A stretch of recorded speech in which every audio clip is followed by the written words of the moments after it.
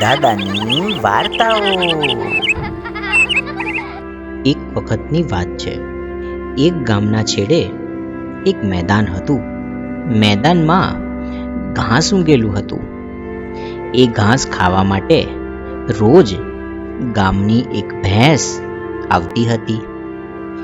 એ ભેંસને બધું ઘાસ પોતાના માટે જ જોઈએ એવી આદત હતી. કોઈ પણ પ્રાણી તેના આગળ આવ્યું કે એ મોટા શિંગડા બતાવીને તેમને હટાવી દેતી. તે જ મેદાનની બાજુએ એક નાનકડી ચકલી રહેતી હતી. એ ચકલી ખૂબ જ ચંચળ અને ચતુર હતી. સવારે વહેલી ઉઠીને તે તો ગીતો ગાતી, દાણા ચણતી અને પછી તો પોતાના બચ્ચા માટે કીડા લાવતી. ચકલી નાની હતી પણ દિલથી ખૂબ હિંમતવાળી હતી.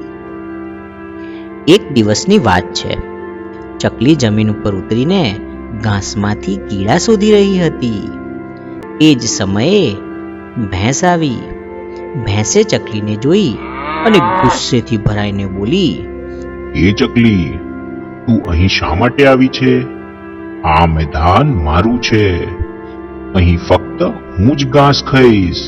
તું તરત જ ભાગી જા. ચકલી તો નાની હતી પણ એને ભેંસનો ગર્વ અને અહંકાર ખટક્યો. એ શાંતિથી બોલી, અરે બહેન, આ મેદાન પર સૌનો હક છે. તું ઘાસ ખા, હું કીડા શોધું. બંનેને પૂરતું મળશે. પણ ભેંસ તો હઠી હતી. એ ગર્વથી હસીને બોલી, હું મોટી છું, તું નાની છે. મારી તાકાત સામે તું કશું નથી.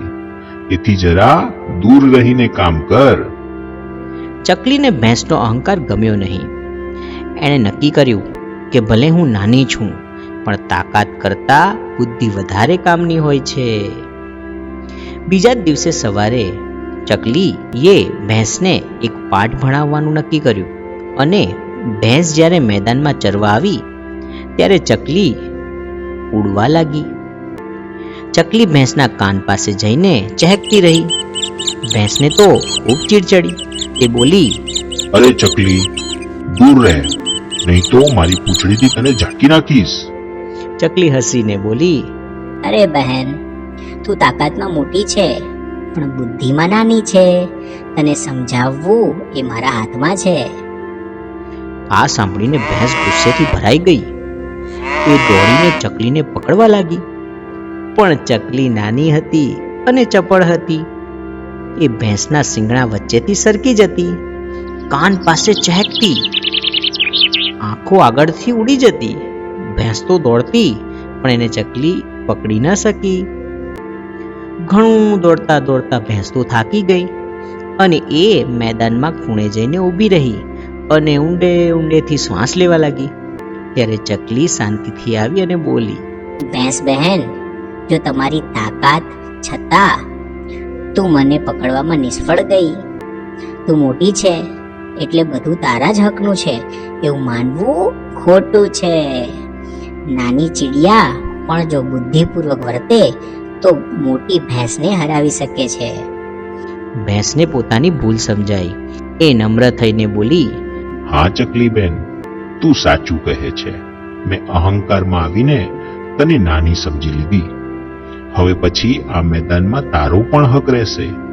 આપણે સૌ મળીને રહેવું જોઈએ. ચકલીને આનંદ થયો. એણે પોતાના મિત્રો સાથે ગીત ગાયું અને બધા પ્રાણીઓ ખુશ થઈ ગયા. મિત્રો, આ વાર્તાથી આપણને શું શીખ મળે છે?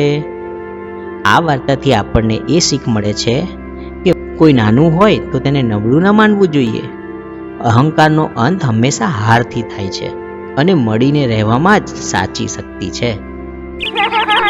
દાદાની વાર્તાઓ.